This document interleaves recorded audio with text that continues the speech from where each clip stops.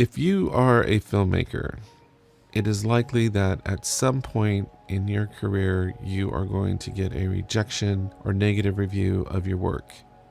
In fact, the review might come very early in your career and be devastating. Because of this, I just wanted to spend some time talking about this whole thing of being reviewed and getting reviews from critics. The first thing I want to say is that if you do get a negative review, it is completely normal if your reaction is one of anger, depression, and discouragement. No one likes being attacked and criticized, especially if it is done anonymously or viciously. So recognize that if you are pissed off and upset, that is normal, and you are not alone in how you're feeling. Everybody's been negatively reviewed. And unfortunately, with the internet today, there is no shortage of reviewers and desktop warriors. Now, when you get the review, your first attempt might be to launch into a tirade of bad words. But before you completely disregard it, determine if you can, if it's constructive or destructive. If you're going to read it with the eye for whether this is hurtful or helpful. If the review is destructive, it will not have any specific examples of what is wrong. Instead, it will contain a bunch of general statements such as, "This is trash," "This is the worst thing I've ever seen," "I'd rather have shards of glass in my eye," "I left 5 minutes into the movie," things like that. If the review is constructive, it should offer specific examples of what is wrong and what could have been done to make it better. In short, if it is specific and it has suggestions, then it may be of use. But if it's hostile and generic, then it's of no help at all. And it actually says more about the reviewer than you. A long time ago, I used to work at a sandwich shop, and someone called the manager and complained and said they didn't like the sandwich that I'd made. And I asked him, what do you mean they didn't like it? I mean, it's just bread and meat. I didn't make the bread or the meat. I just put it together. And so I could tell that it had something to do with the person, not really with me. I mean, how do you mess up a sandwich? Be aware that critics, this is an important point. Be aware that critics are only human and subject to the same flaws in thinking and behavior as everyone else. Often what I notice is that critics fall victim to what I call the halo effect. And they'll say an entire movie is awful even though it was only maybe one or two things that really rubbed them the wrong way. Maybe they didn't like the lead actor, maybe they didn't like the political message in your movie, maybe they didn't like the ending. But as a result of something like that, maybe they didn't like the music. As a result of those things, the whole movie becomes bad. There's nothing good about the movie at all. You won't hear anything was positive. You won't hear one little thing was positive. All you will hear is that everything was horrendously awful. And sadly, once few negative reviews come in, others quickly succumb to peer pressure and pile on. And don't think for a second that other critics aren't reading other reviews. You know, they're putting their feet in the water, making sure, hey, am I going to be the only one coming down on this? No, I see so-and-so said it's good. I better rethink this. You know what I mean? There's peer pressure there. Don't think that there isn't. And what's weird is today, it's rare to find a fair and balanced review. Someone that would honestly go in and weigh all the factors in the movie, the budget, the locations, you know, really taking a look at everything and drilling down. Rarely do I see a fair and what I would call balanced review. In fact, reviews seem to be almost like a pissing contest about who can come up with the most creative one-liner insults. The reviews are frequently skewed at the expense of the entire cast and crew, and in the eyes of the maligned critic who had 90 minutes of his life taken away from him, everything is bad and nothing is good. Not even one scene or line of dialogue in the movie was good. Nothing. It's all bad. And of course you realize that's not reasonable.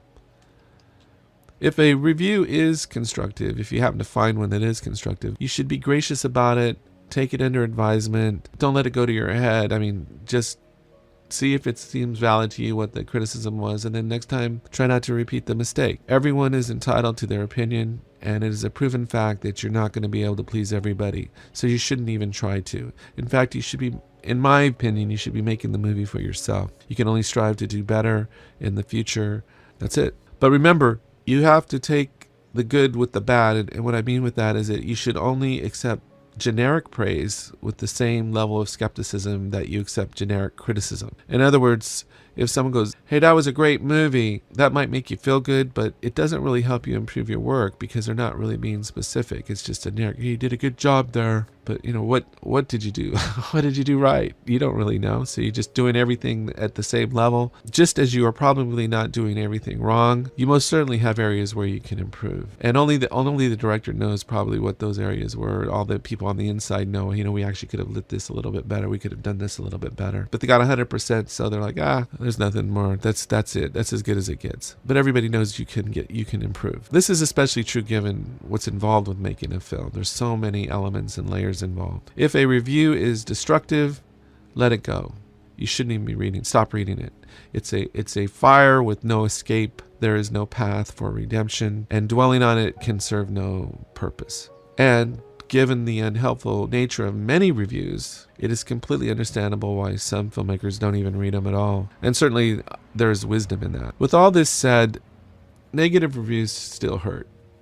That's exactly their intention. If you find that the criticism is bothering you and you slept on it and you still feel crappy the next day, you might take some time to analyze why it is bothering you so much and what you might do to resolve it. The best thing you can do is sit down and write about the experience and how you're feeling. And as you do that and drill down, writing, like filmmaking, can be a therapeutic process, and it will help you to put things in a better perspective. You might gain some insights about things and realize, I never really thought about this, But that process is only going to come if you sit down and take the time to write down how you're really feeling. More than likely, you'll realize that the critique has more to do with the critic than with you, and of course that's true. The critique is the work of the critic, just like your film is your work. And it is only one person's opinion at this point in time. I should also say that you can use this time as an opportunity to reflect on yourself and yourself as a critic, and maybe ask if you've been or are being a constructive critic. If nothing else, when you get negatively reviewed, it might help you to have more finesse and more sensitivity, and maybe even choosing your own words more wisely when you are criticizing others.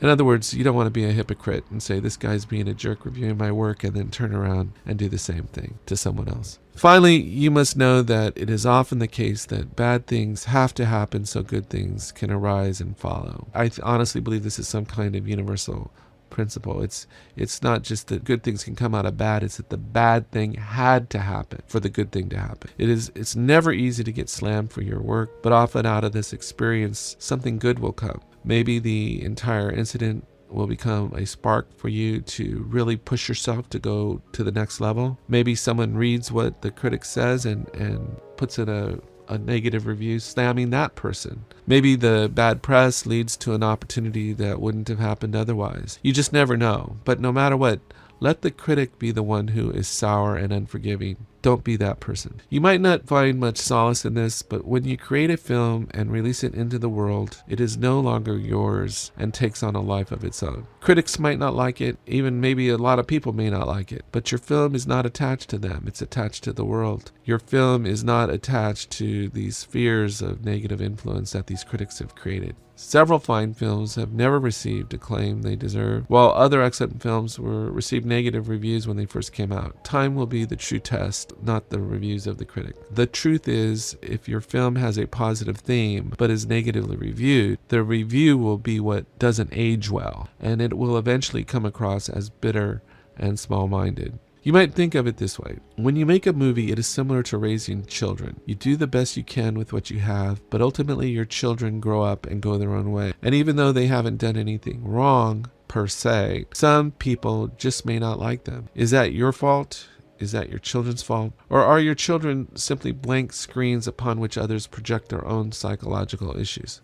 In a way, it doesn't really matter. What matters is that you know in your heart the type of children you were trying to raise and all the work that went into the process. The generic opinions of strangers are irrelevant, just as your opinion is probably irrelevant to them. Do you give up on your children because some people don't like them? Of course not. They're your children. And finally, art is often completely subjective. When someone's reviewing a film, it's not like they're reviewing a razor or a knife. It's a subjective interpretation of something.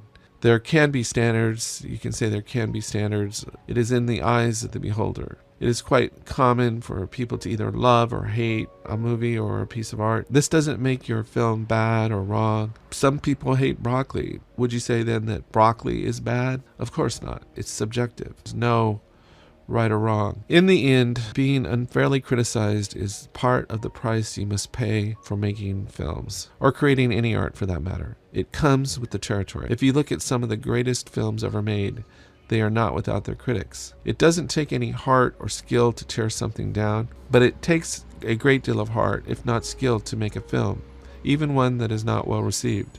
So don't give up. Don't despair.